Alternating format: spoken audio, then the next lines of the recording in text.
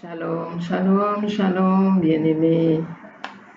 Que la paix du Seigneur soit avec vous aujourd'hui. Beaucoup de personnes demandent la prière par rapport à leur corps quand ils ont des maux par-ci, par-là, mal de tête, mal aux pieds, mal au ventre, mal par-ci, par-là. Ils demandent la prière par rapport à une partie spécifique de leur corps. Mais peu de personnes s'intéressent à leurs âmes. Peu de personnes. Et c'est pas pour rien qu'il est dit dans la parole de Dieu. À quoi sert-il à un homme de gagner le monde entier s'il perd son âme? Ça veut dire que l'âme est importante. L'âme est importante et nous devons veiller sur elle. Nous devons veiller sur elle. Elle doit également être en bonne santé. C'est pas seulement notre corps qui a besoin d'être bien entretenu, notre âme également a besoin d'être entretenue. Et qu'est-ce qu'il est dit dans la parole de Dieu? Je veux que tu prospères à tous égards comme prospère l'état de ton âme. Je veux que tu prospères à tous égards comme prospère l'état de ton âme. Ça veut dire que si ton âme ne prospère pas, tu ne peux pas prospérer à tous égards. Tu ne peux pas prospérer financièrement, tu ne peux pas prospérer dans d'autres aspects de ta vie si ton âme ne prospère pas. Il est dit, je veux que tu prospères à tous égards. Comme prospère l'état de ton âme, ça veut dire que ton âme également doit prospérer. Ton âme est appelée à grandir, à prospérer. Tu dois veiller sur ton âme. Et beaucoup de personnes, et c'est ce que nous allons voir aujourd'hui, mais juste une introduction parce que c'est un aspect vaste, c'est vraiment vaste. Nous allons juste introduire aujourd'hui, c'est les âmes captives, les âmes qui sont en prison. Où se trouve ton âme? Ton âme est-elle libre ou est-elle en prison? Est-ce que ton âme prospère? Est-ce que tu te vois prospérer? Est-ce que ton âme est captive quelque part? Pourquoi je le dis? Parce que la parole de Dieu nous dit, j'aime bien la parole de Dieu parce qu'elle répond à tout. Toutes les questions que les hommes peuvent se poser sur cette terre, les réponses y sont. Le psaume 142.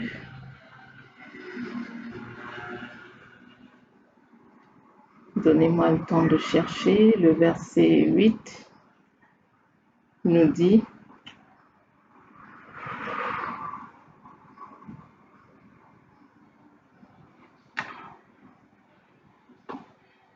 Psaume 142, verset 8.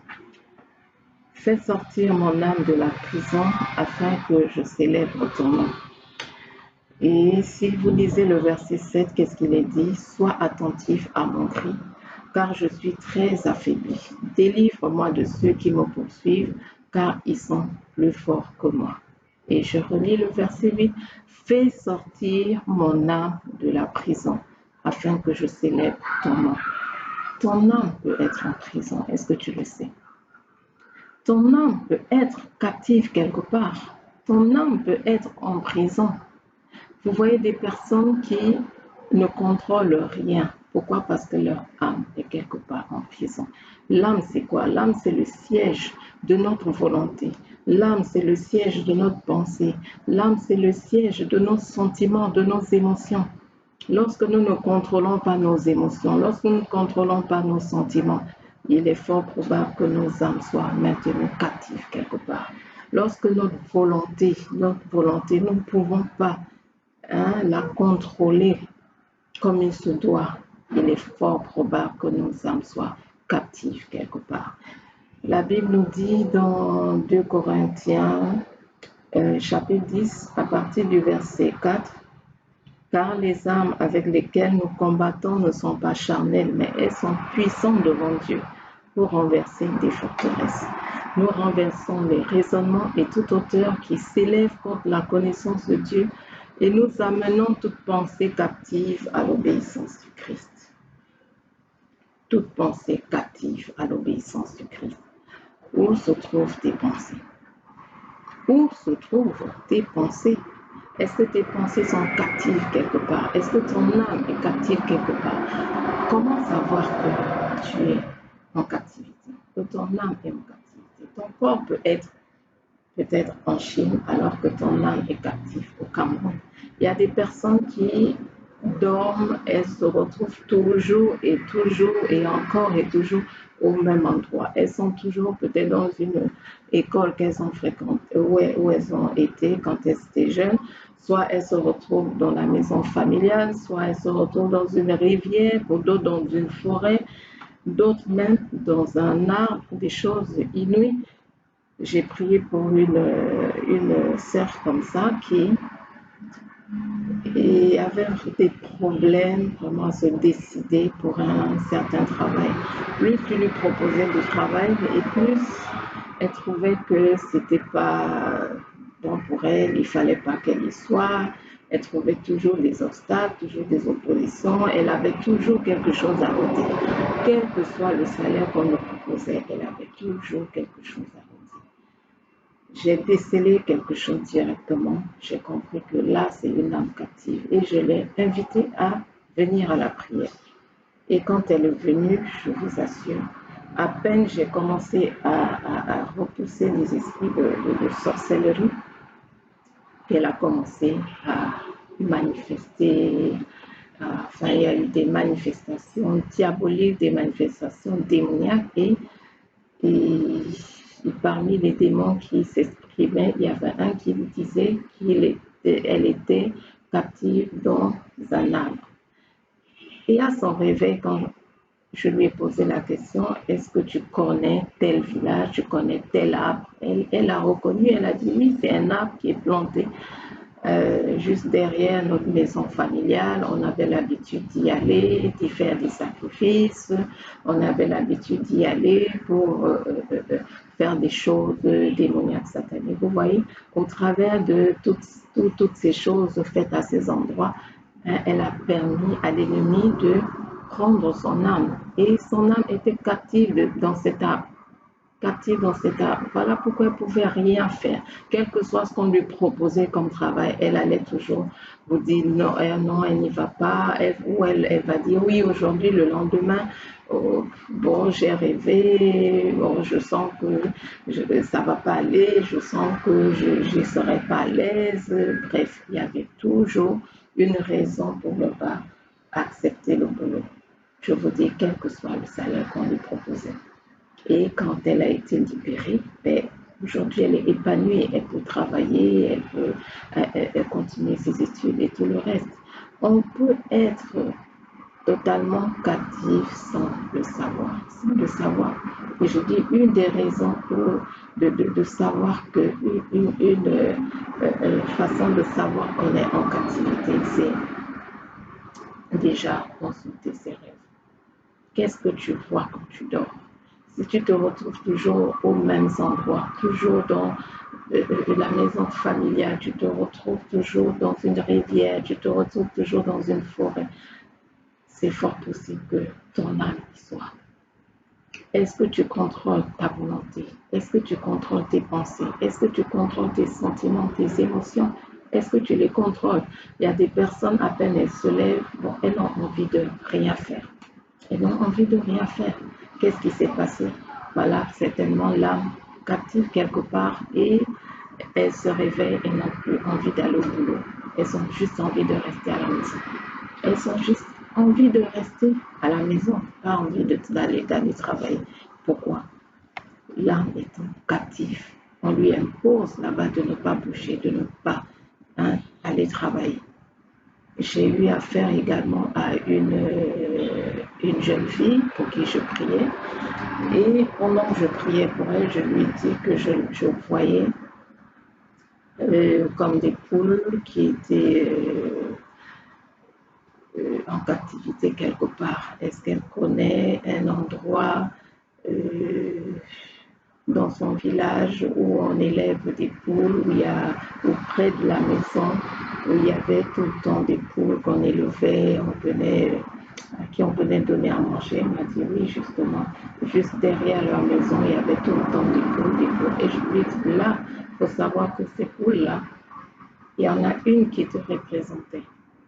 Ça, j'en ai connu déjà deux personnes comme ça. Donc, des poules qui sont élevées à la maison, on ne les tue jamais. Donc les poules sont là, on ne les tue jamais, on leur donne juste à manger. Mais elles sont en captivité, elles sont dans des cages. Et une des poules représentait cette sœur, vous imaginez. Donc quel que soit ce qu'elle pouvait faire en ville, elle ne pouvait aller nulle part parce que son âme était maintenue captive dans cette cage. On vient, on donne à manger aux poules. Donc elle est là en ville, elle ne peut rien faire. Tu as à manger, tu as un toit, tu es là, mais tu ne peux pas avancer, tu ne peux pas aller à l'école, tu ne peux pas travailler. Tout ce que tu entreprends, rien ne réussit. Rien. Pourquoi? Parce que captivité, là, dans le poulailler ou dans cette cage à poules. Et après avoir prié, et c'est là qu'elle a commencé à avoir de bonnes idées. De tiens, il faut que je passe le concours des avocats, il faut que je passe le concours de magistrature. Donc, pourquoi elle n'avait pas ces idées avant? Pourquoi? Donc, elle était captive, elle ne pouvait même pas penser à ça. Je vous donne ces exemples pour essayer un peu de vous montrer comment ça fonctionne quand l'âme est captive. Il y a des personnes qui, à peine elles se lèvent, elles ont juste envie de boire, de boire, s'enivrer, boire, s'enivrer. C'est hors contrôle, c'est hors contrôle. Elles ne peuvent même pas se contrôler. Elles ont juste envie de boire et encore de boire. Mais qu'est-ce qui arrive après? La vie est totalement contrôlée par l'alcool. Elles ne peuvent pas dire non à l'alcool. Dès qu'elles voient une bouteille, elles partent. Tant que la personne n'est pas libérée, tant que son âme n'est pas sortie de cette prison-là de l'alcool, peu importe le nombre d'années qu'elle va passer, elle sera toujours forcée de revenir dans ces choses. Il faut s'occuper de son âme. C'est important, c'est capital, c'est crucial. De la même façon qu'on s'occupe de son corps, on veille à être beau physiquement, il faut veiller également à son âme. Que son âme puisse prospérer. Tant que ton âme ne prospère pas, tu ne peux pas prospérer dans d'autres domaines de ta vie parce que ton âme ne prospère pas. J'ai cité ce verset où Paul et Jean dit, je veux que tu prospères à tous égards, comme prospère l'état de ton âme.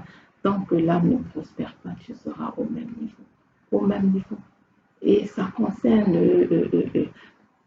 aussi bien les adultes que les enfants. Aussi bien les adultes que les enfants. Je connais une dame qui en avait marre de punir son enfant. Tellement elle punissait l'enfant ne changeait pas. Elle punissait, l'enfant ne changeait pas. Et qu'est-ce qui s'est passé? Elle a prié, Seigneur, révèle-moi qu'est-ce qui se passe avec cet enfant. Pourquoi il est aussi têtu? Pourquoi il est aussi rebelle? Et le Seigneur lui a dit, ben, tu le punis, tu perds ton temps. Prie, libère l'âme de cet enfant. Son âme est en captivité.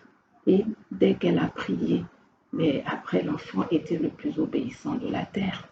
Vous voyez, parfois, on a face à nous des personnes rebelles, des personnes têtues. C'est pas parce qu'on va sermonner la personne, c'est pas parce qu'on va la faire asseoir, lui parler pendant des heures, ça n'amènera à rien. Si l'âme est captive, on perd notre temps, ça n'amènera à rien. Il est dit dans 2 Corinthiens, les armes avec lesquelles nous combattons ne sont pas charnelles, mais elles sont puissantes devant Dieu. Ce n'est pas avec des armes charnelles qu'on va traiter ce genre de problème. Ce n'est pas avec des armes charnelles. Je vous ai donné des exemples. Tant que ces personnes n'étaient pas sorties de ces prisons, elles allaient continuer à tourner en rond dans la vie, à être sur place. Il y a des gens qui rêvent, des personnes qui sont appelées au ministère, mais qui rêvent, qui sont toujours en train d'exercer ce ministère, peut-être dans la maison familiale ou dans une certaine cour qu'elles ont fréquentée quand elles étaient jeunes. Mais qu'est-ce qui se passe? Et dans la vie réelle, pas de ministère, ou c'est à peine s'ils servent le Seigneur. Vous êtes captif quelque part. Il faut d'abord que l'âme sorte de là où elle est. Ensuite, que votre ministère sorte également de la captivité. Tant que votre ministère, tant que vos vies sont en captivité, sont enchaînées, sont dans ces prisons, physiquement, vous ne verrez rien du tout. C'est pareil pour les femmes ne conçoivent pas, mais qui se voient en rêve en train de porter des grossesses, qui se voient même accoucher. Il y en a qui se voient sur des tables d'accouchement, elles se voient en train d'accoucher, mais physiquement, elles n'ont pas d'enfants, physiquement, elles n'ont jamais eu de grossesse, et physiquement, elles ne font que de fausses couches à répétition. Mais qu'est-ce qu'il faut dans ce cas? Ordonnez à vos âmes de sortir de toute prison. Priez avec ce psaume 142, verset 8. Éternel, fais sortir mon âme de la prison. Un seul point de prière peut changer à jamais le cours de votre vie. Ça, je vous le dis. Un seul point de prière. Ce psaume 142, verset 8. Je vous donne un défi. Prenez ce psaume si vous sentez que vous êtes vraiment en captivité. Votre âme n'est pas libre. Prenez ce psaume et priez. Priez 30 minutes, 1 heure, peut-être même plus. Éternel, sors mon âme de la captivité. Même si vous répétez la même phrase, 30 minutes, 1 heure, vous allez donc laisser des commentaires parce que vous allez voir ce que Dieu fera de votre vie et ce que Dieu va faire dans votre vie. Ça, je vous le dis. Éternel, sors mon âme de la captivité. Éternel, sors mon fils, sors l'âme de mon fils de la captivité.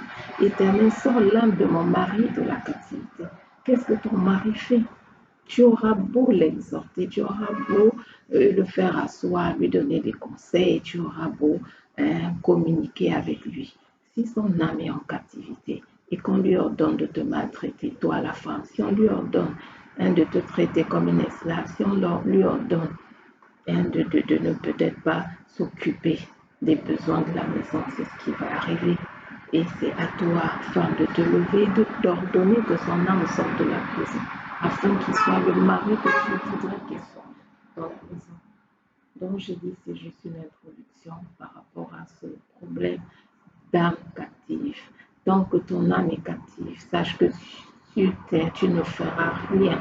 Tu seras sur place. Ça va être le sur place. Tu ne pourras pas avancer parce que ton âme est en captivité quelque part. Tu auras beau faire des efforts, il faut beau faire des efforts. Ça ne donnera rien du tout. Pour d'autres, c'est dès qu'ils se réveillent, c'est la paresse, c'est la procrastination, c'est la résignation. Ils n'ont envie de rien faire. Si ce n'est s'asseoir, peut-être devant la télé, peut-être à papoter avec des amis, à boire du matin au soir, parce que l'âme est en captivité. Ordonne à ton âme de sortir de la prison et tu feras ta vie changer.